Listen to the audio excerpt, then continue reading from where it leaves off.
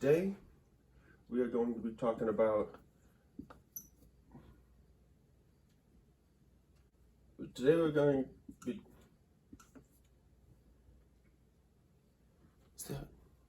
is there one or two M's? Siri, is there one or two M's in grammar?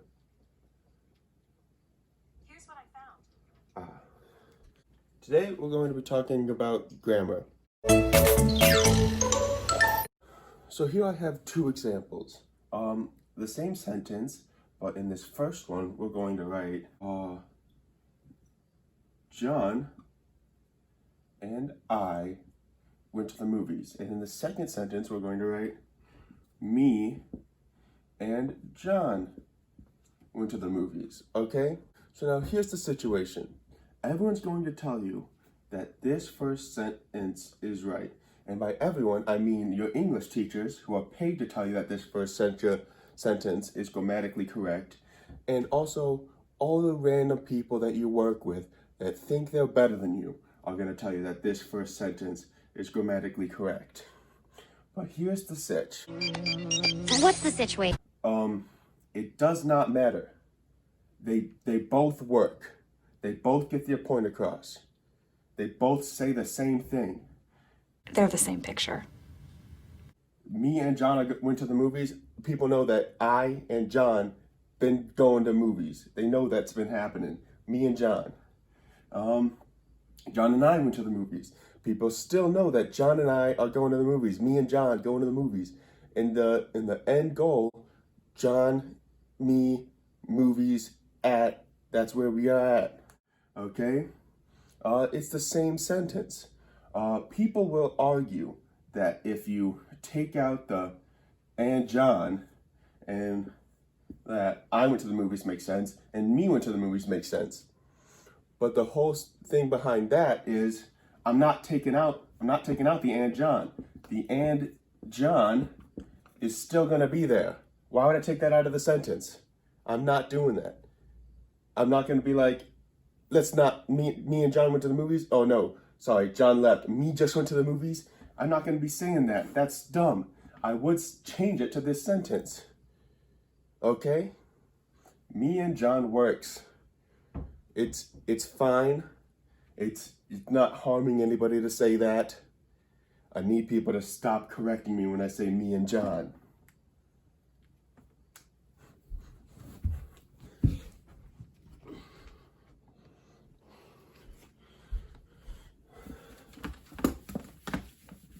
Now, we're going to move over onto our next segment.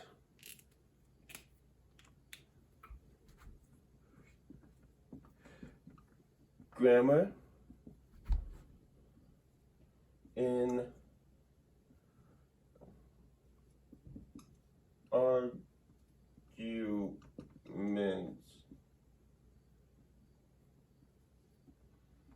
I realized my hair looked like crap, so I put on this hat.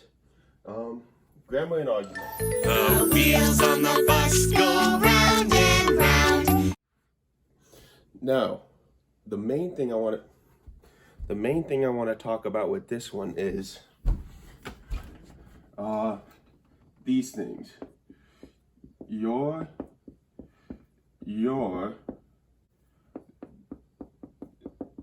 their,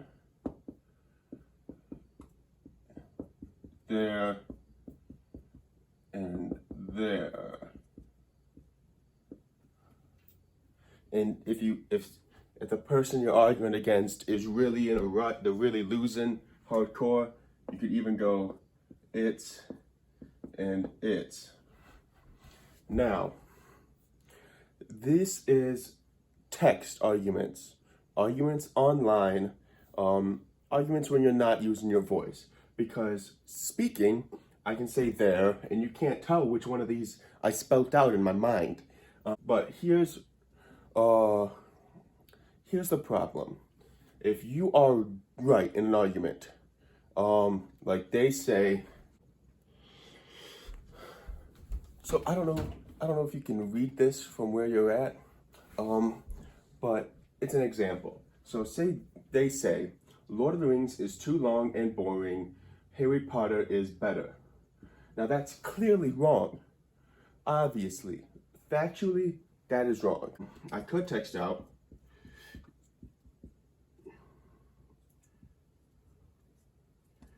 "You're wrong," which is "you are wrong." But if I make a mistake, I type the wrong "you're" in there,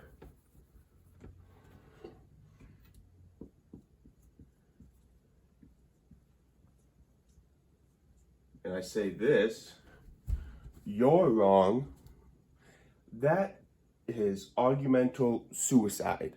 I have just ruined everything, even though on a factual basis, if we put this in front of a jury in a court of law, everyone would agree that Lord of the Rings is better than Harry Potter, and it's not too long. But I used the wrong "your," so in this argument, I have lost.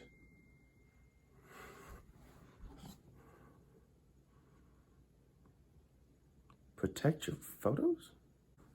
In this argument, I have lost, even though I am correct, but I used the wrong word.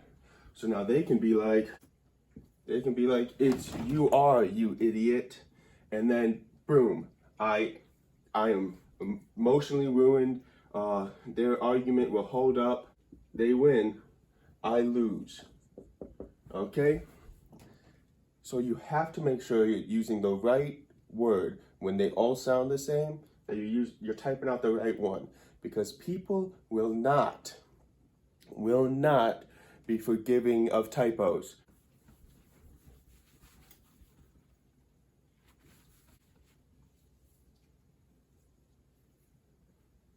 Now, let's talk specifically about just typos in arguments. Okay? Who keeps texting? What the crap? Typos in arguments, okay? Now here's the thing.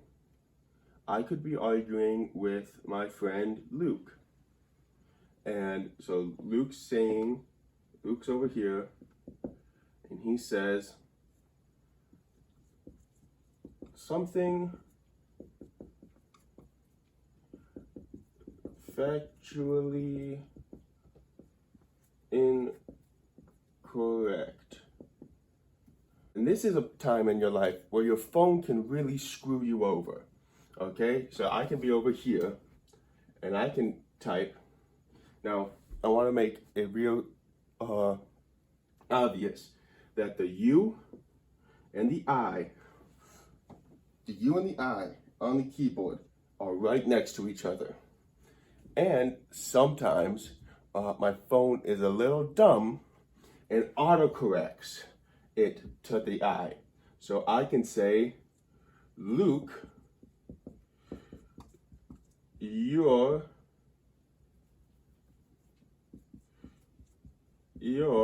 wrong." So nothing wrong with this. I would win the argument if it got sent out like this. I would win. It's just base. "Luke, you are wrong." No errors with that. But then I either mistype or my phone autocorrects. Like, "You're wrong," which makes me sound like a delinquent from school, like a little shaggy kid. Go, "Like, you're wrong though." Are you challenging me? So that makes you sound less smart. Or it makes me sound like I'm calling my friend Luke like. And he can hit me up with, "My name is Luke, idiot."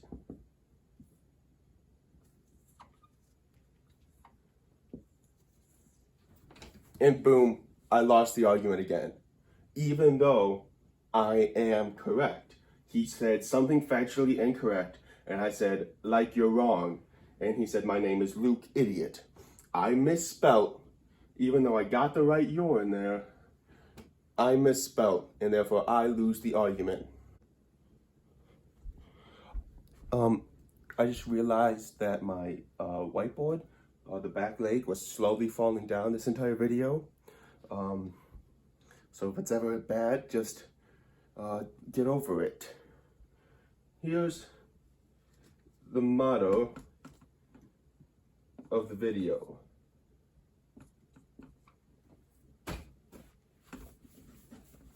Motto's a dumb thing to say anyway. The takeaway of the video. First, if you understand my meaning, don't correct me. Second is making grammar errors in text equals giant loser idiot head. Okay? That's the there, the yours. Don't mess that stuff up in text, because even if you're right, you will be wrong. The third point of this video is I am right, like is wrong. Wait.